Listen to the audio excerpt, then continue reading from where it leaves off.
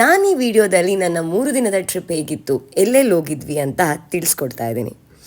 ನಾನು ಬೆಳಗ್ಗೆ ಎದ್ದು ನನ್ನ ಪೂಜೆ ಮುಗಿಸಿ ಹಾಗೆ ಮೇಲೆ ನನ್ನ ಗಿಡಗಳಿಗೆಲ್ಲ ನೀರು ಹಾಕಿ ಪಿಂಕಿಗೆ ಸ್ವಲ್ಪ ಬಿಸ್ಕೆಟ್ಸ್ ಹಾಕಿ ಹೊರಟಿದ್ದು ನನ್ನ ಅಜ್ಜಿ ಮನೆಗೆ.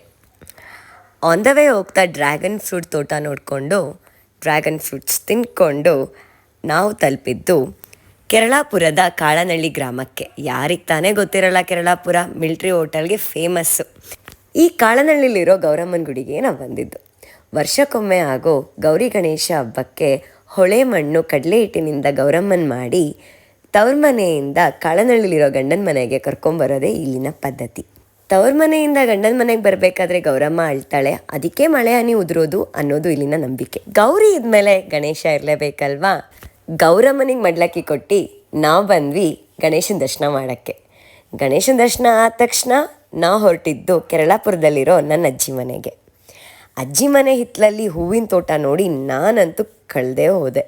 ಯಾರು ಹೂವಿನ ತೋಟ ಬೆಳೆಸಿದ್ದು ಅಂತ ಕೇಳಿದ್ಕೆ ನಮ್ಮ ಅಜ್ಜಿ ಅದ್ರ ಇತಿಹಾಸನೇ ಹೇಳಿಬಿಟ್ರು. ಹಿಂದೆಗಡೆ ಮನೆ ಹುಡುಗಿ 10th ಫೇಲ್ ಆಗಿರೋದಕ್ಕೆ ಅವ್ರಮ್ಮ ಕೊಟ್ಟಿರೋ ಪನಿಷ್ಮೆಂಟ್ ಅಂತೆ.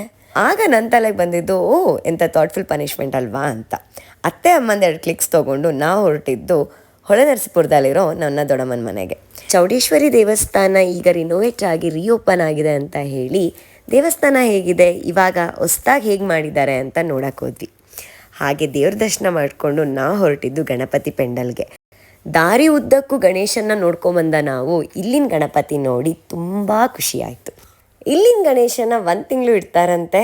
ಹಾಗೆ ಎಷ್ಟೋ ಸಾಂಸ್ಕೃತಿಕ ಕಾರ್ಯಕ್ರಮಗಳು ನಡೀತಾವಂತೆ.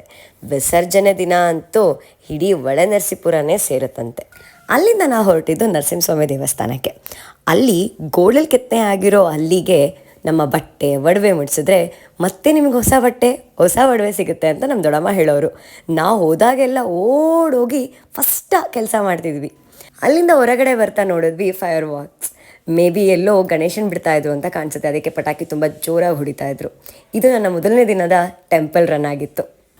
ಭಾನುವಾರ ಬೆಳಗ್ಗೆ ಎದ್ದು ಎಲ್ಲರಿಗೂ ಗುಡ್ ಮಾರ್ನಿಂಗ್ ಹೇಳಿ ನಾವು ಹೊರಟಿದ್ದು ಅರ್ಕಲ್ಗೂಡು ತಾಲೂಕಿಗೆ, ಅಲ್ಲಿರೋ ದೇವಸ್ಥಾನಕ್ಕೆ. ಇವಾಗದು ಪುಟ್ಟ ದೇವಸ್ಥಾನ ಆಗಿಲ್ಲ. ಎಲ್ಲಿಂದನೋ ಜನಗಳು ಬರ್ತಾರೆ ಇಲ್ಲಿಗೆ. ಸಾಗರದಂತೆ ಜನ ಬರ್ತಾರೆ. ಅದೇ ನಮ್ಮ ಅರಸಿಕಟ್ಟೆ ಅಮ್ಮನ ದೇವಸ್ಥಾನ. ಇದಿರೋದು ಅರ್ಕಲ್ಗೂಡು ತಾಲೂಕಿನಲ್ಲಿ. ಕೆಲ ವರ್ಷಗಳ ಹಿಂದೆ ಬಂದಾಗ ನಾವೇ ಕೈಯಾರ ಪೂಜೆ ಮಾಡಿ ನಾವೇ ಕೈಯಾರ ಮಂಗಳಾರತಿ ಮಾಡಿ ಬರ್ತಾ ಇದ್ವಿ. ಆದರೆ ಈಗ ಗೌರ್ಮೆಂಟ್ ವಹಿಸ್ಕೊಂಡಿರೋ ಕಾರಣ ಈ ದೇವಸ್ಥಾನದಲ್ಲಿ ಈಗ ಪುರೋಹಿತರು ಇದ್ದಾರೆ. ಪುರೋಹಿತರೇ ನಮ್ಮ ಪೂಜೆ ಸಾಮಾನೆಲ್ಲ ಇಟ್ಕೊಂಡು ಅವರೇ ಪೂಜೆ ಮಾಡಿ ಪ್ರಸಾದ ಕೊಡ್ತಾರೆ. ಅಲ್ಲಿಂದ ನಾವು ಬಂದಿದ್ದು ಅರ್ಕಲ್ಗೂಡು ತಾಲೂಕಿನಲ್ಲಿರೋ ಸಾಲು ಮರದ ತಿಮ್ಮಕ್ಕನ ಸಸ್ಯೋದ್ಯಾನಕ್ಕೆ. ಇದು ಅರ್ಕಲ್ಗೂಡು ತಾಲೂಕಿನಲ್ಲಿರೋ ಟ್ರೀ ಪಾರ್ಕ್ ಅಂತಲೇ ಹೇಳ್ಬೋದು. ನಮ್ಮೆಲ್ಲರಿಗೂ ಒಂದೊಳ್ಳೆ ನೇಚರ್ ವಾಕ್ ಆಯಿತು. ಇಲ್ಲಿನ ಗಿಡ ಮರ ಸನ್ಸೆಟ್ನ ನೋಡಿಕೊಂಡು ನಮಗೂ ಒಂದೊಳ್ಳೆ ರಿಲ್ಯಾಕ್ಸೇಷನ್ ಸಿಕ್ತು. ಇಲ್ಲಿನ ವಿಶೇಷತೆ ಏನಂದರೆ ಒಂದೊಂದು ರಾಶಿಗೂ ಅವರ ರಾಶಿಯ ಮರಗಳನ್ನ ವಿವರಿಸಿದ್ದಾರೆ. ನಾವಂತೂ ನನ್ನ ರಾಶಿಗೆ ಈ ಮರ, ನಿನ್ನ ರಾಶಿಗೆ ಯಾವ ಮರ ಅಂತ ಕೇಳಿ ಒಳ್ಳೆ ಟೈಮ್ ಪಾಸ್ ಮಾಡಿದ್ವಿ. ಹಾಗೆ ಅಲ್ಲಿ ಒಂದೊಂದು ಗ್ರಹಗಳ ಮರಗಳನ್ನು ಉಲ್ಲೇಖಿಸಿದ್ದಾರೆ. ಈ ಗ್ರಹಗಳಿಗೆ ಇಂತಿಂಥ ಮರಗಳು ಇಂತಿಂಥ ಗಿಡಗಳು ಅಂತಲೂ ಉಲ್ಲೇಖಿಸಿದ್ದಾರೆ. ನಾವೆಲ್ಲರೂ ಇದನ್ನು ನೋಡಿಕೊಂಡು ಒಳ್ಳೆ ಟೈಮ್ ಪಾಸ್ ಮಾಡಿಕೊಂಡು ಮತ್ತೆ ಬಂದು ತಲುಪಿದ್ದು ನಮ್ಮ ದೊಡ್ಡಮ್ಮನ ಮನೆಗೆ. ಬೆಳಗಿಂದ ಟ್ರಾವೆಲ್ ಮಾಡಿ ಸುಸ್ತಾಗಿದ್ದು ನಮಗೆ ಟ್ರೀ ಪಾರ್ಕ್ ಒಂದೊಳ್ಳೆ ರಿಲ್ಯಾಕ್ಸೇಷನ್ ಕೊಡ್ತು. ಹೀಗಿತ್ತು ನನ್ನ 2ನೇ ದಿನದ ಟ್ರಿಪ್. ನನ್ನ 3ನೇ ದಿನದ ಹಾಗೂ ಕೊನೆಯ ದಿನದ ಟ್ರಿಪ್ ಹೇಗಿತ್ತು ಅಂತ ತಿಳಿಸ್ತೀನಿ.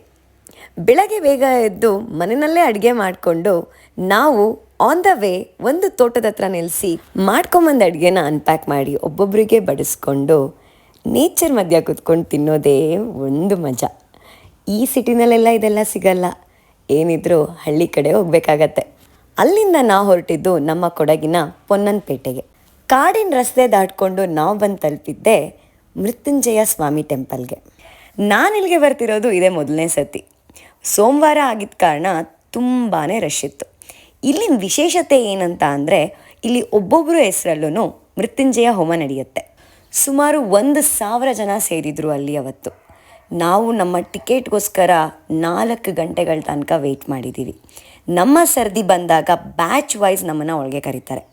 ಅಲ್ಲಿ ನಮ್ಮ ಹೆಸರಲ್ಲಿ ಒಂದು ತೆಂಗಿನಕಾಯಿ ಮತ್ತು ಸ್ವಲ್ಪ ಗರ್ಕೆನ ಕೊಟ್ಟು ನಮಗೆ ಅದನ್ನು ನ್ಯೂಳಿಸ್ಕೊಂಡು ಹೋಮ ಕುಂಡಕ್ಕೆ ಹಾಕ್ತಾರೆ. ಇಲ್ಲಿ ಎಲ್ಲ ಬ್ಯಾಚ್ ಆದಮೇಲೆ ಮಹಾಮಂಗಳಾರತಿ ಆಗೋದು. ಮಹಾಮಂಗಳಾರತಿ ಆದಮೇಲೆ ನಮಗೆ ಅನ್ನಪ್ರಸಾದ ಕೊಡೋದು.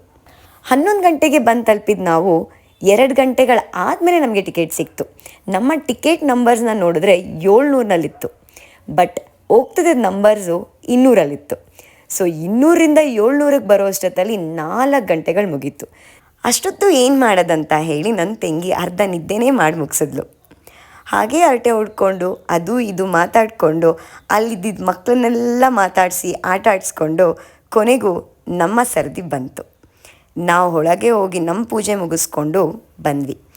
ಬಂದ ನಂತರ ಎಲ್ಲರಿಗೂ ಹೊಟ್ಟೆ ಹಶ್ವಾಗಿತ್ತು. ಏನೇನು ತಂದಿದ್ವಿ ಹಣ್ಣು ಹಂಪಲು ಎಲ್ಲರಿಗೂ ಕಟ್ ಮಾಡಿ ಕೊಟ್ಟು ಸ್ವಲ್ಪ ಹೊಟ್ಟೆ ತುಂಬಿಸ್ಕೊಂಡ್ವಿ. ಅದಾಗಿ 1 ಗಂಟೆಗಳಾದಮೇಲೆ ನಮಗೆ ಅನ್ನ ಪ್ರಸಾದ ಕೊಟ್ಟರು. ಅಲ್ಲಿಂದ ಆನ್ ದ ವೇ ಬರ್ತಾ ಟೀ ಎಸ್ಟೇಟ್ ಕಾಣಿಸಿದ ಕಾರಣ ಎಲ್ಲರೂ ಗಾಡಿ ನಿಲ್ಲಿಸಿ ಒಂದೊಳ್ಳೆ ಫೋಟೋಶೂಟ್ ಮುಗಿಸ್ಕೊಂಡು ನಾವು ಬೆಂಗಳೂರು ತಲುಪಿದ್ದು ಮಧ್ಯರಾತ್ರಿ 12 ಆಯಿತು. ಮನೆಗೆ ತಲುಪಿದಾಗ ಅನಿಸಿದ್ದು 3 ದಿನ ಹೋಗಿದ್ದೇ ಗೊತ್ತಾಗಲಿಲ್ವಲ್ಲ ಅಂತ. ಮತ್ತೆ ಬೆಳಗ್ಗೆದ್ರೆ ಅದೇ ಹಳೆ ರೂಟೀನ್. ಇದಾಗಿತ್ತು ನನ್ನ 3 ದಿನಗಳ ಟ್ರಿಪ್.